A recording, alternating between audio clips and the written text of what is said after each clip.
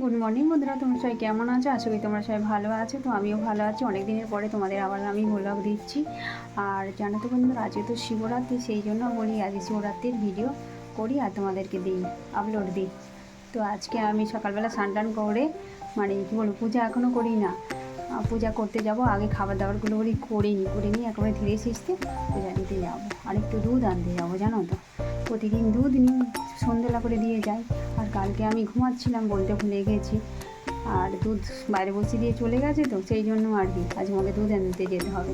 সেই জন্য দুধ আনতে যাবো, দুধ এনে টেনে তারপরে পূজা দিতে যাব। তো তোমরা এই ভিডিওটা শুরু থেকে শেষ পর্যন্ত দেখতে থাকো। আর আমি এখন খাবার করছি বলতে গেলে কি জানো, এখন আমি পরোটা করলাম ময়দা মেখে, আর একটু আলুর তরকারি করবো, আর একটু ঢ্যাঁড়স ভাজা করছি।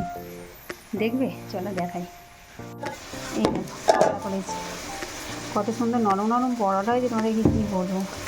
অনেকগুলোই পরোটা করেছি, আর একটু মুড়ি আরে খেতে নিই, সেই জন্য আর কি। আর ঢ্যাঁড়স ভাজা করছি, গ্যাস জ্বলছে। আমার ঢ্যাঁড়স ভাজা খেতে খুব ভালো লাগে, সেই জন্য ঢ্যাঁড়স ভাজা করছি। আর এই আলু কেটেছি, আলুর একটু দম মতন করবো। তো ঠিক আছে, এই ভিডিওটা তোমরা দেখতে থাকো, কন্টিনিউ করতে থাকো, ঠিক আছে? রাখছি।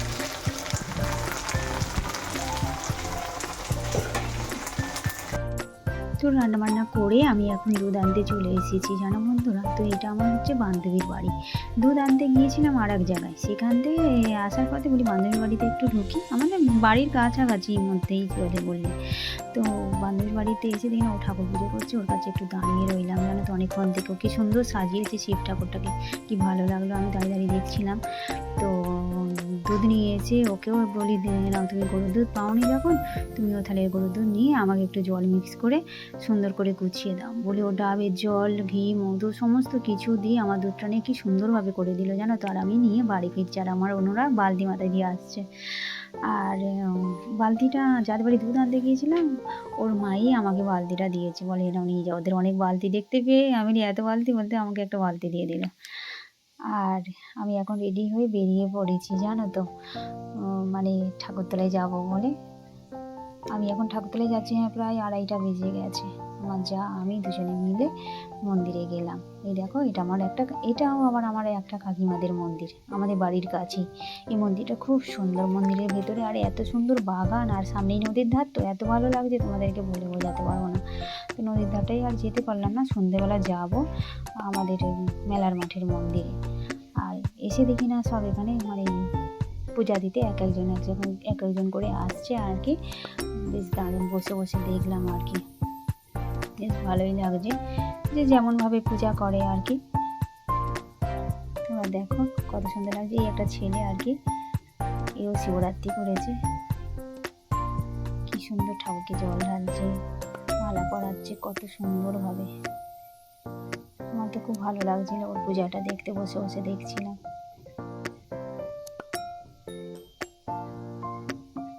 তারপরে ওর পূজাটা হয়ে যাওয়ার পর আমাকে টুকটুকি বলে, তুমি দিয়ে দাও। আমি না, তুই আগে দিয়ে তারপরে আমি দেবো লাস্টে। তারপরে আবার দেখলাম যে কতগুলো বউ এসে গেল, জানো তো। দেখো, এটা হচ্ছে আমাদের বাড়ির সামনেই মন্দির, শুধু পাকা রাস্তাটা টপকাতে হয়, বাস আর কিছু না। তখন আমি বসে গেলাম পূজা করতে, জল ঢালতে বসে বললাম। এখানেই জানো তো বন্ধুরা, দুবার জল ঢেলে দিলাম। একবার পূজা করে জল ঢেলে দিলাম, তারপরে আবার একটুখানি বসে রইলাম, বসে বলি আরেকবারও জল ঢেলে দিই, তাহলে এখানে 2বার হয়ে যাবে, বাড়িতে একবার দিয়ে দেবো, 3বার হয়ে যাবে। আর কোথাও যাবো না, এতটা নির্জল উপবাস থাকতে পারি না, তাই 4টে পর্যন্ত উপবাস করেছিলাম, জানো তো বন্ধুরা।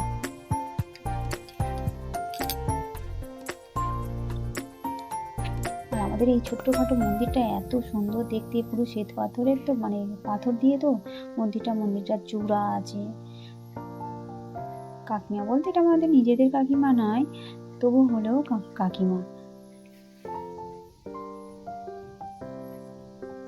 ওনাদের নিজস্ব ঠাকুর, এটা নিজস্ব মন্দির, বাগানের ভেতরে মন্দিরটা। আর পুরো চতুর্দিকে গাছপালা লাগানো, ফুল গাছ, ফল গাছ, খুব সুন্দর। বাড়ি আসবো বলে তাড়াতাড়ি করে আবার মানে অত মানে ভিডিওটা করতে পারি না, জানো তো। আর এখানে কি বলবো, কি সুন্দর সুস্থভাবে পূজা দিলাম, অতটা ভিড়ও নেই, বেশ ভালোও লাগলো, জানো তো। আমি জল ঢালছি, আমার অনুরাগ বলছে আমি পাচ্ছি না মা মোমবাতিটা জ্বালতে, বসাতে আর কি। তবুও চেষ্টা করছে বসাবো বলে, না আমি বসাবো। দেখো মোমবাতি জ্বেলে দিল। আমি বললাম ঠিক আছে তুমি তোমারটা দাও, আমি আমাদেরগুলো দেখছি। আমি সবাই নামে দিয়ে দিলাম আর কি, মোমবাতি জ্বেলে দিলাম। তোমাদের কেমন লাগছে তোমরা প্লিজ কমেন্ট করো। পূজা দেওয়া হয়ে গেছে বেশ ভালোভাবে, মানে পূজা দিয়ে এবারে বাড়ি চলে যাই।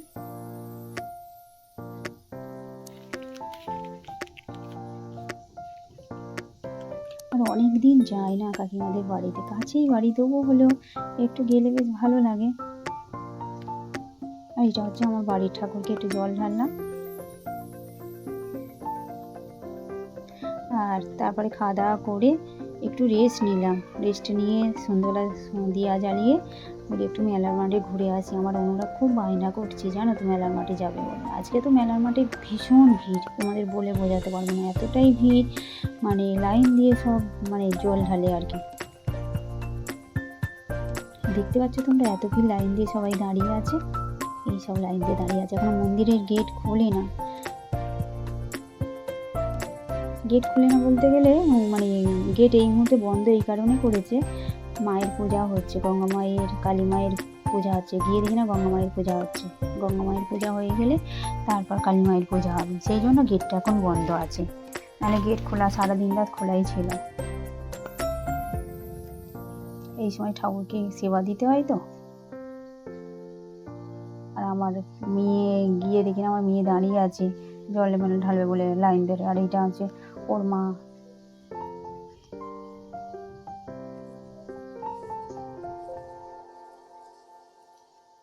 দেখেছো কিরম পূজা হচ্ছে, এখন প্রায় 7:30 বাজে,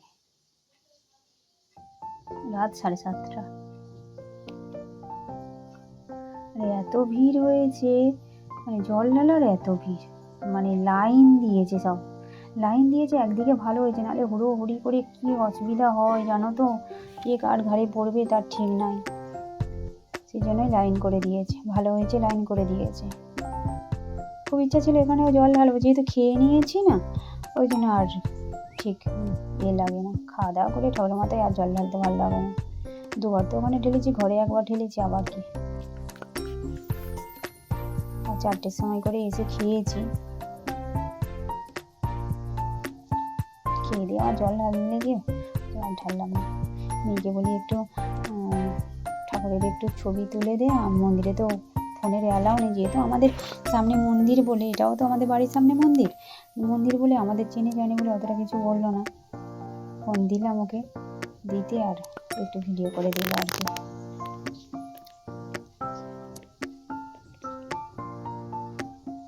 কারণ মন্দিরে অ্যালাউ আছে ফোনের, যেহেতু ওই মুহূর্তে ভিড় না, মানে ফটো তুলতে দিচ্ছে না, ভিডিও বানাতে দিচ্ছে না, বুঝেছ।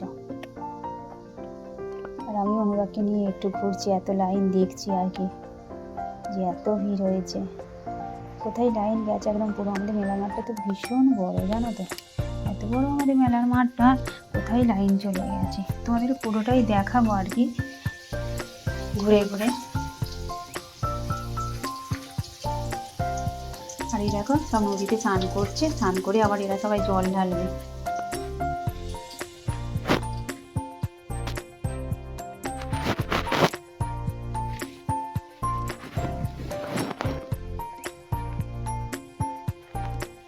এই একটু ঘুরতে এসেছি এদিকে, নদী একটু মানে ঘাটের দিকে।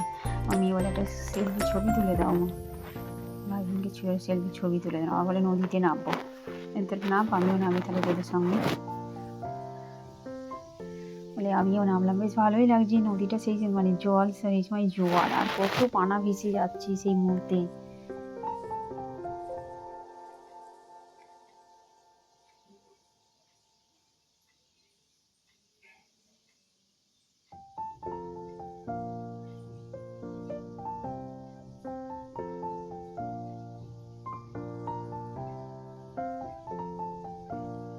আর জানো তো বন্ধুরা, আমি ভিডিও মোটে তোমাদেরকে দিতে পারছি না, জানো তো। এত আমাদের এখানে গান চলে, রাত জেগে এডিটিংটা করি, আর এই কথা দেওয়ার সময় নাই দিতে পারি না, জানো তো। রাত বলতে 12টাতে একটা বেজে যায় এডিটিং করার জন্য।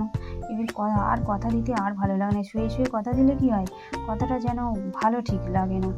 আর দিনের বেলা একটু কথা বলবো, কি করব, দিনের বেলা এত গান চলে, তাই আমি এখন এডিটিং করছি, জানি না কপিরাইট পড়বে কি। এখনও দেখছি গান চলছে, আমাদের এখানে মৎস্য হচ্ছে আবার, জানো তো।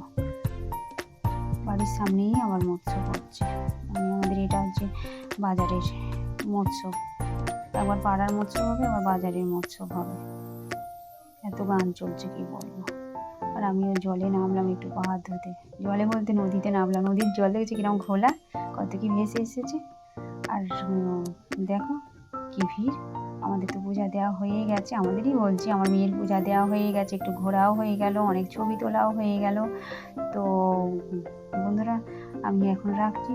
তোমরা সবাই ভালো থাকো, সুস্থ থাকো, নিজের পরিবারের খেয়াল রেখো। আর আমার এই ভিডিওটা তোমরা প্লিজ শেয়ার করে দিও বন্ধু বান্ধবদের সবাই, আমার পাশে থেকো, ঠিক আছে। টাটা বন্ধুরা, বাই বাই, গুড নাইট।